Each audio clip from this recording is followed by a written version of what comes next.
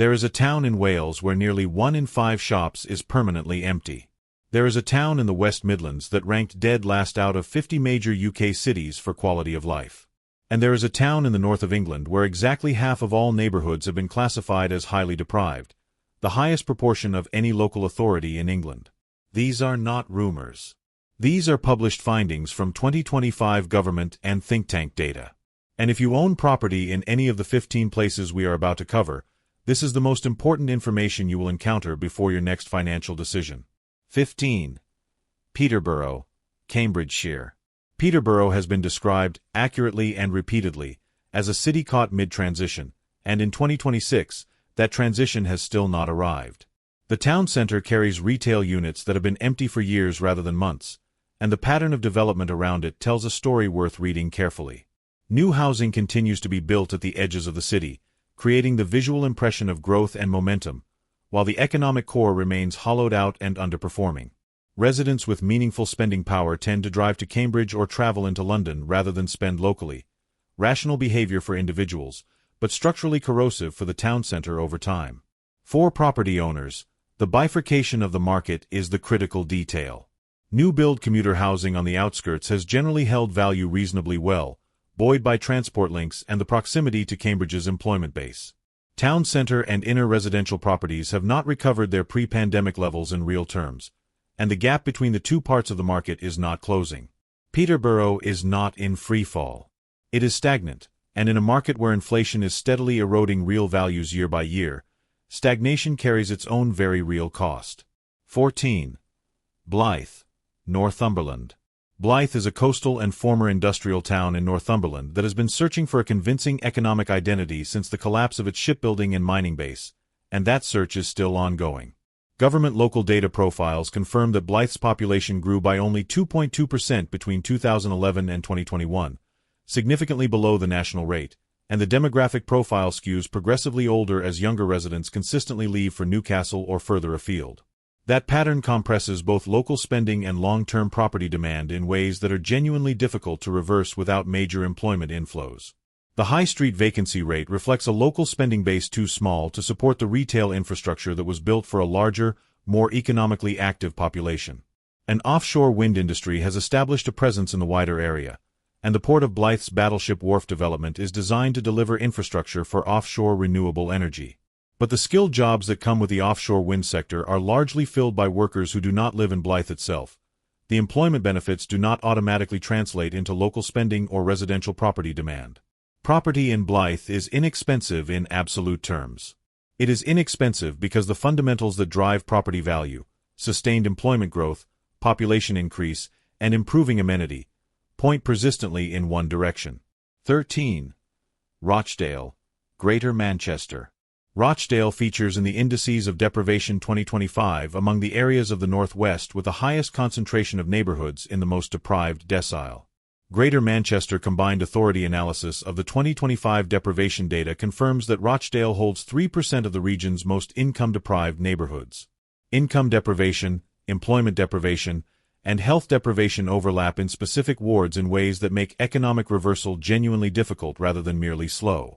The town centre has lost anchor retailers without replacing them with the food and experience economy that has kept places like York and Cambridge viable and relevant to a modern consumer. Greater Manchester's gravitational pull is simultaneously Rochdale's greatest asset and its most persistent structural problem. As Centre for Cities data makes clear in its 2025 Checking Out report on high streets, city centres close to large cities tend to have larger leakage of residents spending to the larger neighbour, and Rochdale fits that pattern precisely. Residents with spending power travel to Manchester, which is entirely rational for them but systematically damaging for the local economy over time. Property prices run approximately 37% cheaper than Manchester. That sounds appealing until you ask yourself why that gap exists and whether the conditions required to close it are present, developing, or absent. In Rochdale's case, the answer requires honest scrutiny. 12. Grimsby, Lincolnshire.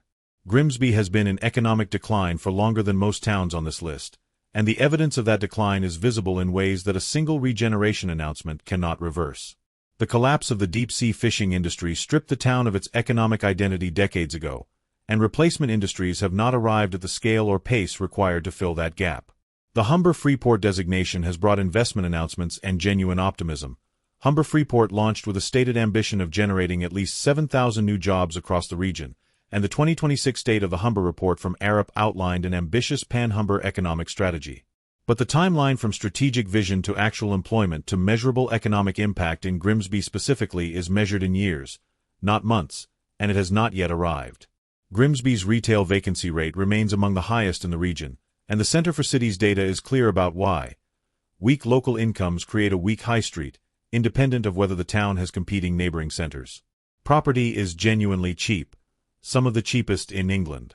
For investors seeking rental yield, the gross numbers can look attractive until void periods, maintenance costs on older Victorian and interwar housing stock, and high tenant turnover are factored into the actual net return. Those considering buying for capital growth face a market where the underlying population and employment trends have pointed in the wrong direction for a generation. The Freeport may eventually change that story. In 2026, it has not yet done so. 11. Burnley, Lancashire.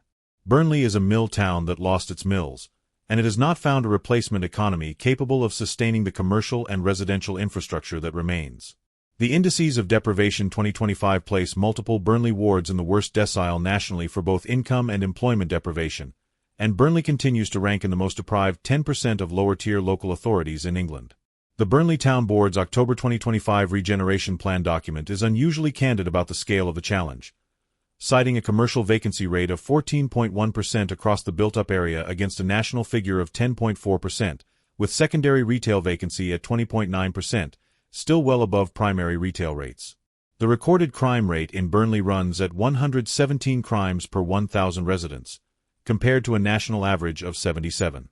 Violence and sexual offences run at 46.1 per 1,000 residents against the England average of 32.3.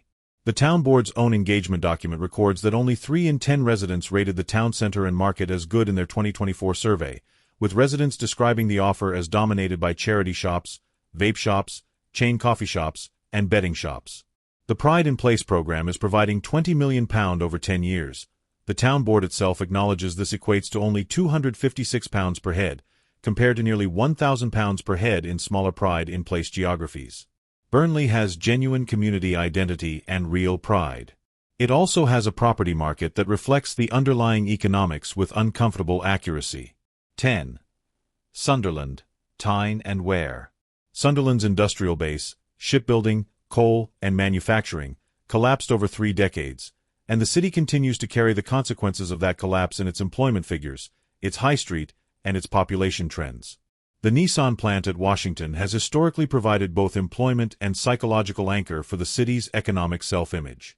In June 2025, Nissan announced it would seek voluntary job cuts at its Sunderland plant, targeting around 250 redundancies, as the Japanese automaker targeted a 15% reduction in its global workforce.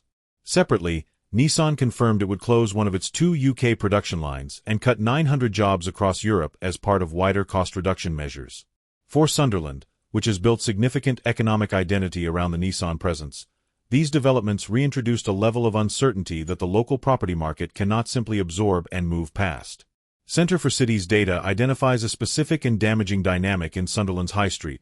Not only does the city centre have a low-income catchment, but, unlike nearby Newcastle, it also fails to capture spending from the more affluent neighbourhoods within its own boundaries.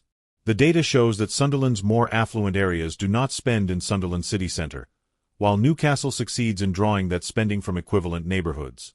The result is a high street serving primarily lower-income residents while higher earners spend elsewhere.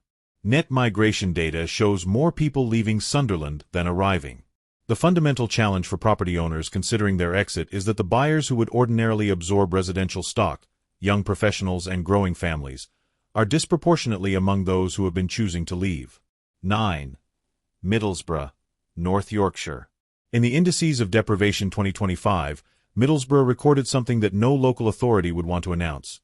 50% of its neighbourhoods were classified as highly deprived, the highest proportion of any of the 296 council areas assessed in England. That is not a marginal finding. The BBC reported this directly when the 2025 data was published. Hartlepool came second at 42.1%. Hull came fourth at 41.7%. Middlesbrough topped them all. It means that in the most rigorously produced government deprivation measure available, exactly half of Middlesbrough's neighbourhoods fall into the most challenged category nationally. Centre for Cities data confirms that Middlesbrough carries an oversupply of retail units relative to the local spending base, meaning the vacancy problem on the high street is structural rather than temporary. The town loses spending to nearby Darlington and to out-of-town retail. The Tees Valley Freeport has generated investment announcements that are real and the ambition is genuine. But property investors who bought on Freeport optimism in 2022 and 2023 have found that the market has not yet rewarded that conviction, and those considering buying now are pricing in a transformation that has not arrived. The data is clear. This is a market with a very long time horizon and a genuinely high tolerance for uncertainty as the minimum entry requirement. 8. Hull, East Yorkshire. Hull consistently appears near the bottom across multiple published indicators: retail vacancy, deprivation, health outcomes, and economic growth. The Indices of Deprivation 2025 place Hull fourth out of all English local authorities for the proportion of highly deprived neighbourhoods at 41.7%. A People's Panel report from Hull Data Observatory in January 2026 captured residents' own perceptions in language that describes empty shops, business closures, and a sense of economic decline in Hull's core areas. Centre for Cities data identifies Hull's fundamental challenge as not simply unemployment but economic inactivity, a structural condition harder to reverse than headline jobless figures convey. Hull's catchment is similar in size to Reading's, but incomes are 26% lower, and vacancy rates are more than 4 percentage points higher, a direct demonstration of the income-to-vacancy relationship that drives the Centre for Cities analysis. The UK City of Culture designation in 2017 generated genuine optimism and some lasting investment. The waterfront has improved, and there are streets in Hull where that investment is visible and real. But the outer residential areas and the town centre beyond the cultural zone remain significantly challenged. Property is inexpensive. Whether inexpensive represents value depends entirely on whether the employment, in-migration, and amenity indicators improve from their current levels, and there is no clear evidence in 2026 that they are improving at the pace required to produce meaningful capital growth over a standard property investment horizon. 7.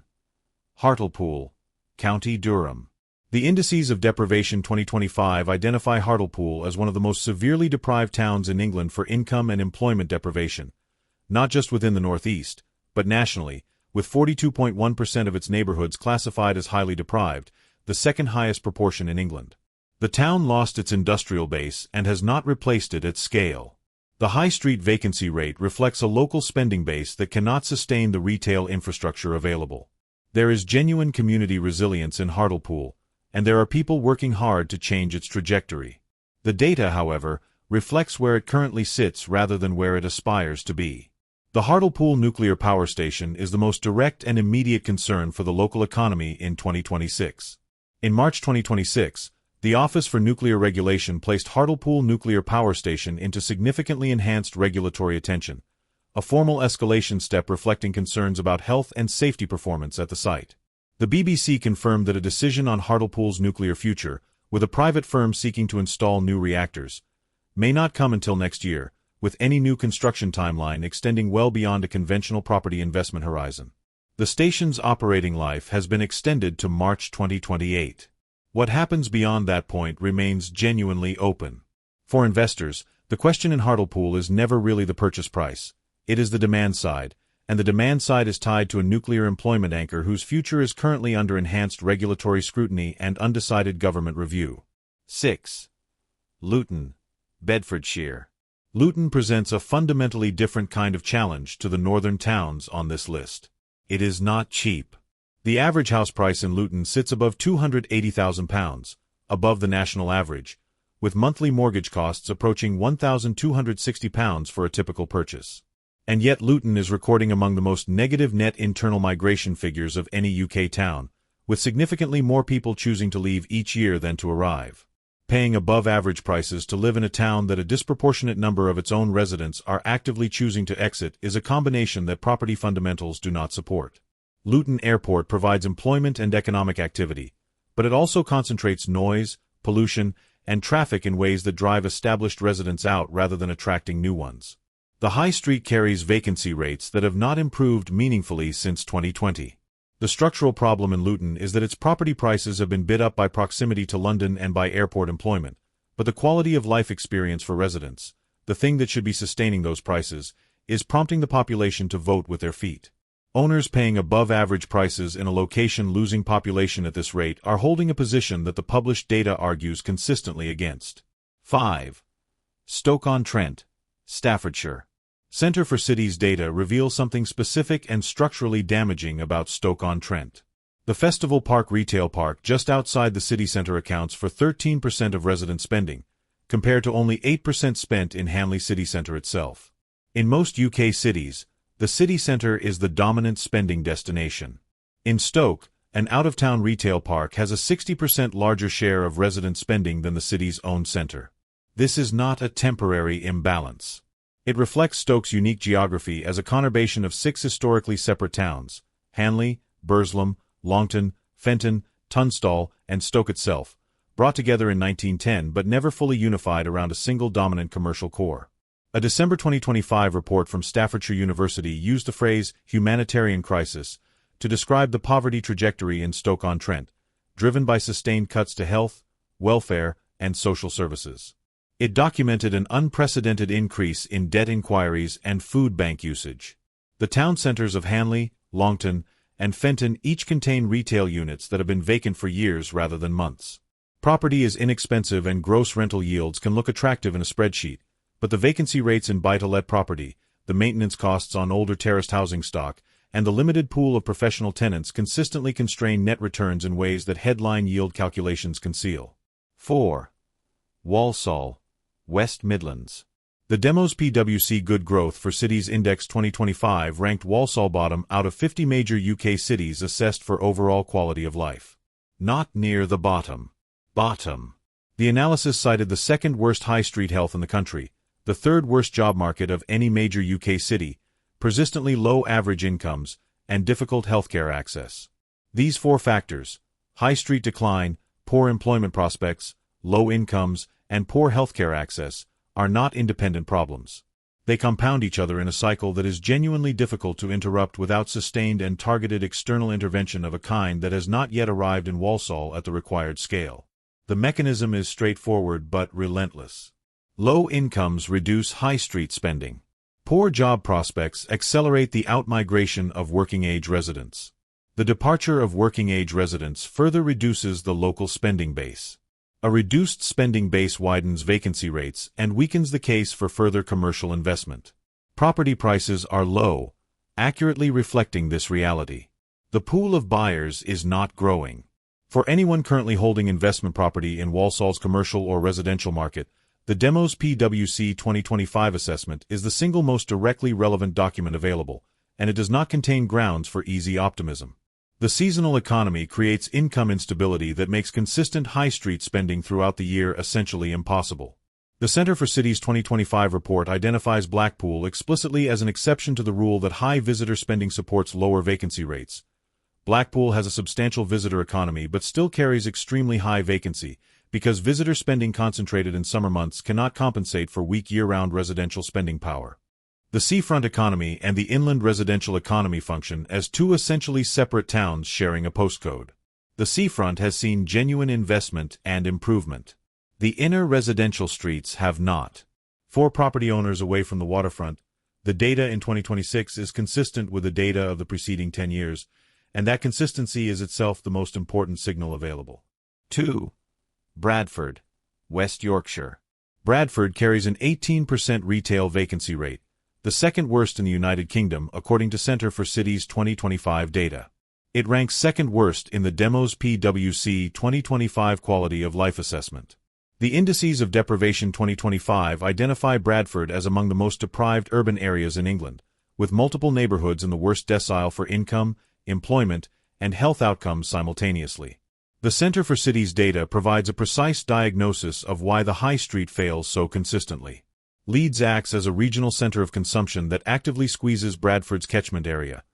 Bradford's catchment is contained almost entirely within its local authority boundaries, while Leeds draws spending from a catchment that extends far beyond Leeds itself. The result is that Bradford residents spend just 5.7% of all their in-person spending in Bradford city centre. More damning still, The city's most affluent neighbourhoods spend only 2.9% there, meaning Bradford's High Street is failing to attract even its own better-off residents. Bradford was UK City of Culture for 2025, which generated real attention, real visitors, and some genuine investment in specific cultural assets. The structural economic problems that drive the vacancy rate, the deprivation measures, and the outmigration of higher-earning residents predate the cultural designation and are not resolved by it. Property in the inner city is cheap. Whether cheap represents genuine long-term value depends entirely on which trendline you believe will dominate over a 5 to 10-year ownership horizon, and the evidence available in 2026 requires serious scrutiny before reaching an optimistic conclusion. 1. Newport, Wales. Newport holds the most sobering distinction on this list. According to the Centre for Cities Checking Out report from July 2025, Newport has the highest shop vacancy rate of any city in the United Kingdom, 19%. Nearly 1 in 5 shops on its high street is permanently closed. It is worth pausing on that figure, because it is not the result of a recent shock or a single industry closure. Newport's vacancy rate was 33% in an earlier measurement period. The improvement to 19% represents genuine, hard-won progress. 19% is still the worst figure in the country. Progress from extraordinary failure to standard failure is still failure. The structural problem in Newport is not one that economic recovery alone can resolve. Newport has 2.5 to 2.9 shops per 1,000 residents, significantly above the sustainable ratio for its current spending base. That retail oversupply means that even if consumer confidence improved tomorrow, there are simply too many units for the number of people who can support them. Newport also loses close to 5% of its high street spending to Cardiff every single week. Cardiff is close enough to reach conveniently and far enough away that the spending leaves Newport's local economy permanently. Centre for Cities is explicit about the mechanism. A large competing city of consumption that boosts incomes for commuters but simultaneously pulls residents spending out of the local economy. Property in Newport is inexpensive and parts of the city function perfectly well as places to live. The commuter case for Newport, Cardiff Parkway Station is under development. Improving access to Cardiff is real and may improve the residential picture over time. But the headline economic indicators, the highest vacancy rate in the UK, a structural retail oversupply above what recovery can fix, and a consistent drain of spending power to a nearby larger city, point in one direction with a consistency that deserves direct acknowledgement before any property decision is made. Newport is number 1 on this list because no other UK town combines the worst vacancy rate in the country with such a clearly documented, structurally embedded reason why that vacancy rate cannot be quickly reversed.